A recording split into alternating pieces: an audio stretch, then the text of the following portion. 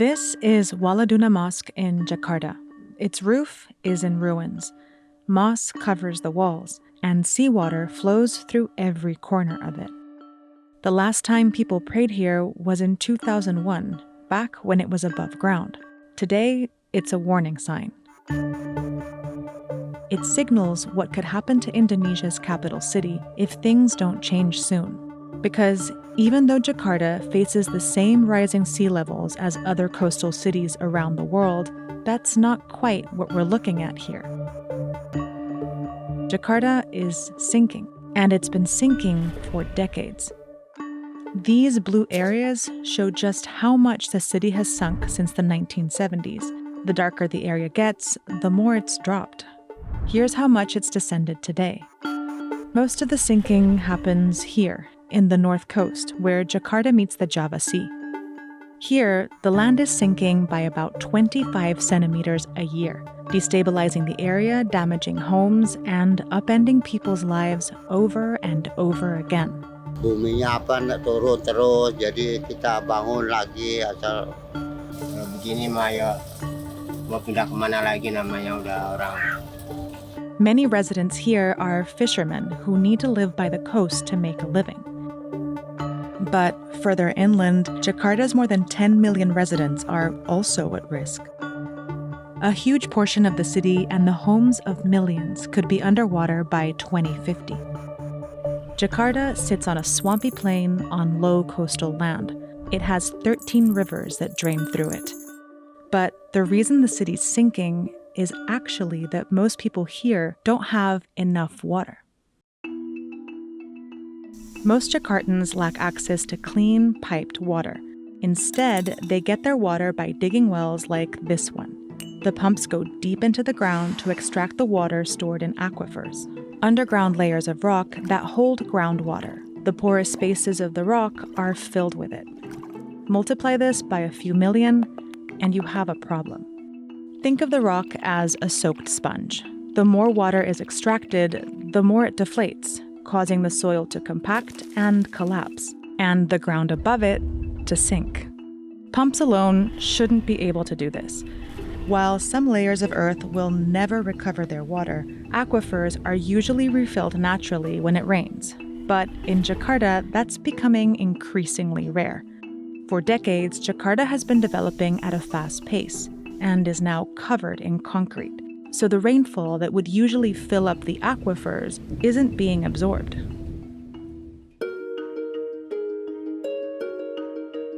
It's gotten so bad that in coastal areas prone to flooding, like the fishing community Muara Baru, people have built makeshift bridges to move through their neighborhoods.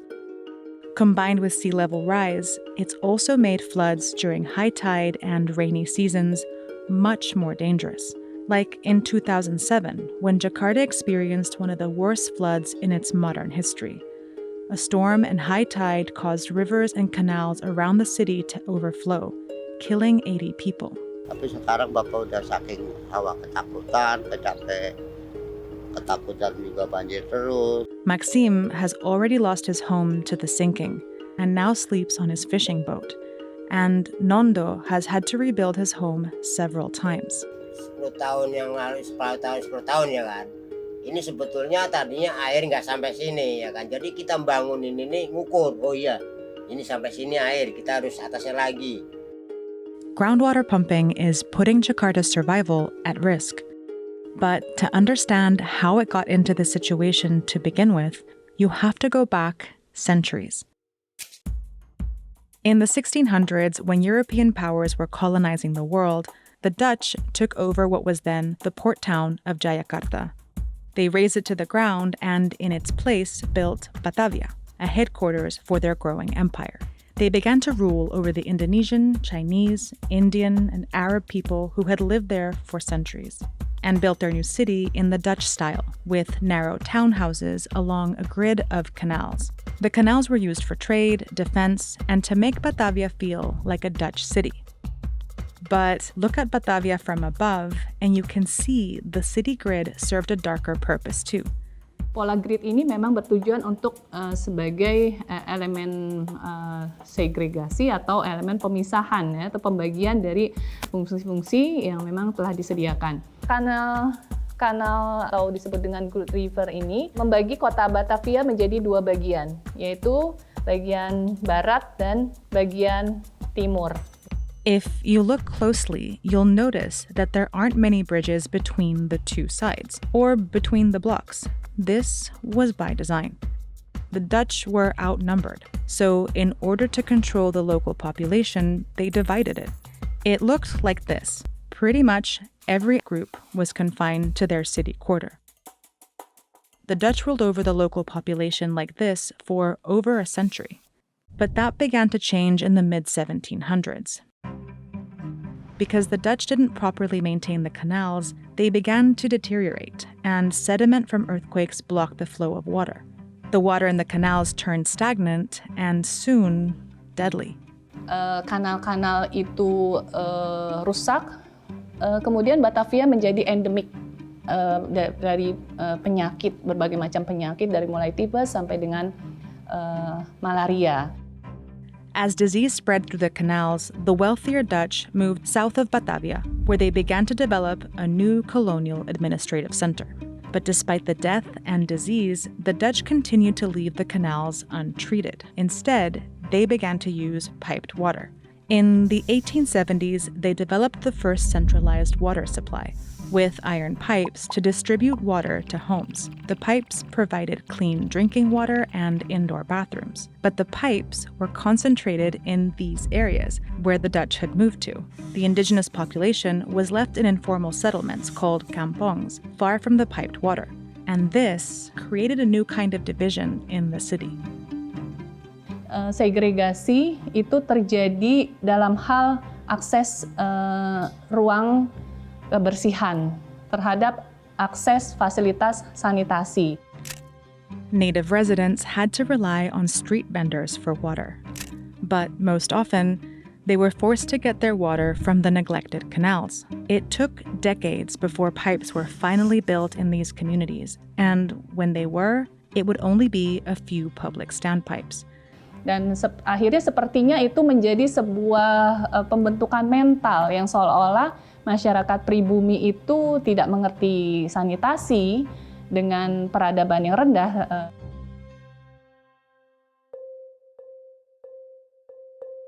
This continued through 1949. After an armed conflict, the Dutch finally recognized Indonesia's independence and left. The legacy they left behind was a sprawling city, built on marshland and segregated by water access that now Jakartans had to deal with. Over the next decades, Jakarta's population skyrocketed. More people required more housing, more stores, and more streets, and the city expanded fast. But its water infrastructure still doesn't serve the majority of the city. This chart shows how much of Jakarta's population has piped water. It was 12% in the 50s and is still under 50% today. Many of the people without access to piped water have no other choice but to keep pumping groundwater to survive. And the city continues to sink. The situation has gotten so bad, the Indonesian government has talked about moving the capital from Jakarta to the neighboring island of Borneo. But that won't help the millions of people living in Jakarta. To save the city, in 2014, the government announced a project in collaboration with a Dutch architecture firm to build and reinforce 120 kilometers of seawalls to stop the water from flooding the land as it sinks. But so far, only these 10 kilometers have been reinforced, like this one in Muara Baru. The problem is that just like the rest of Jakarta, the seawall is sinking. Itu dia. Tuh contoh lihat tuh. Itu tanggul lama tuh. Itu 4 kali naik. Naik tambah semeter.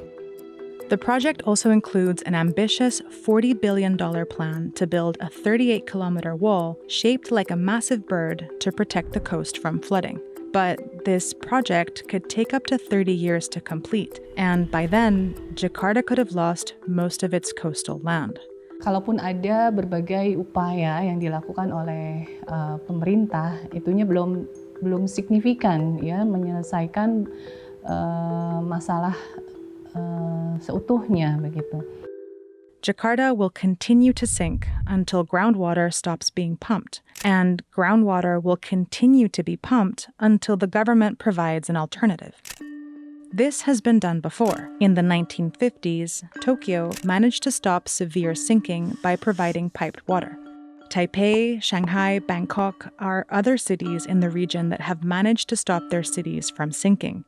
But time is running out.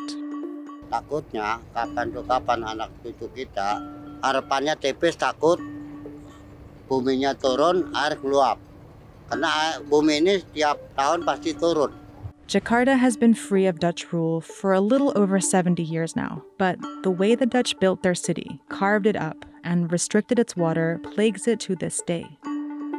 Jakarta is sinking into the sea, and until its government figures out how to provide clean, piped water for its citizens, that will continue to be its reality, for as long as it's still here.